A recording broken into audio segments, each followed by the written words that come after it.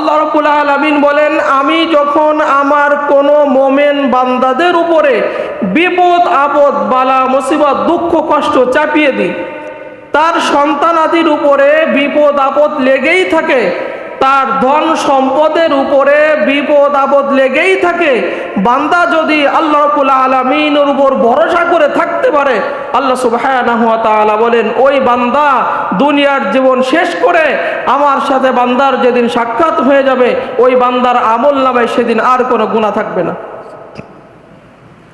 শুধু তাই নয়, নবীজি বলেন যে আল্লাহ রাব্বুল আলামিন দুনিয়াতে যে সমস্ত বান্দার কল্যাণ চান, ওই সমস্ত বান্দাকে বিপদ আপদ দিয়ে দেন। এই জন্য দেখবেন যারা আল্লাহওয়ালা মানুষ, যারা আল্লাহর পথে বেশি থাকে, নামাজ রোজা কোরআন তিলাওয়াত জিকির আজগার যারা বেশি করে, এই সমস্ত বান্দাদের জীবনে বিপদ আপদ কম না বেশি? বেশি না? তাদের বেশি। আল্লাহ রাব্বুল আলামিন বলেন এই দুনিয়াতে সাময়িক কষ্ট দিয়ে আখিরাতে স্থায়ী কষ্ট বান্দার তোর দূর করতে চাই, এই জন্য তোর উপরে, তোর সন্তানাদির উপরে, তোর সম্পদের উপরে আমি রব্বুল আলামিন মুসিবত দিলাম।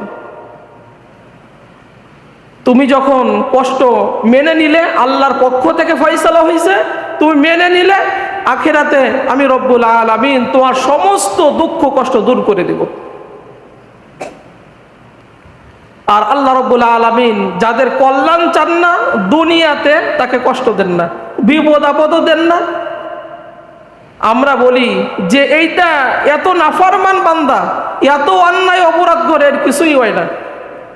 আল্লাহ রাব্বুল আলামিন বলেন দুনিয়াতে আমি তাকে কষ্ট দেব না, আখিরাতে আমি মজবুত ভাবে তাকে ধরাও করব, তাকে পাকড়াও করব।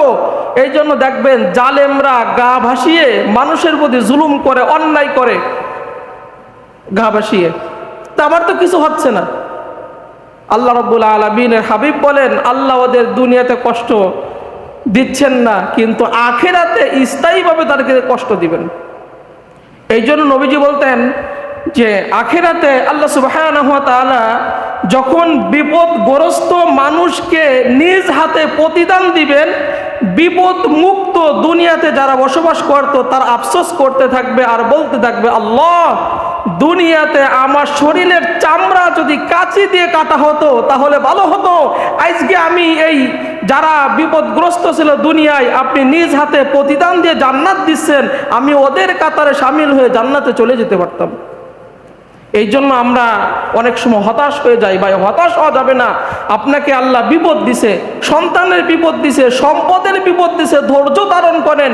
বিনিময় আল্লাহ রাব্বুল আলামিন এই কষ্টের বিনিময়ে আপনাকে স্থায়ী সুখের জান্নাত আল্লাহ দিতে চান। এই জন্য আল্লাহ রাব্বুল আলামিন জিব্রাইলকে বলেন, জিব্রাইল তুমি তো জান্নাত দেখে আসলে, দুঃখ কষ্ট শ্রম সাধ্য দিয়ে আমার এই জান্নাত অর্জন করতে হবে, নতুবা আমার এই জান্নাত পাওয়া যাবে না। অতএব মুমিনেরা তোমরা হতাশ হও না। আল্লাহ রাব্বুল আলামিন এবার জিব্রাইল আলাইহিস সালামকে পাঠালেন জাহান্নাম দেখতে।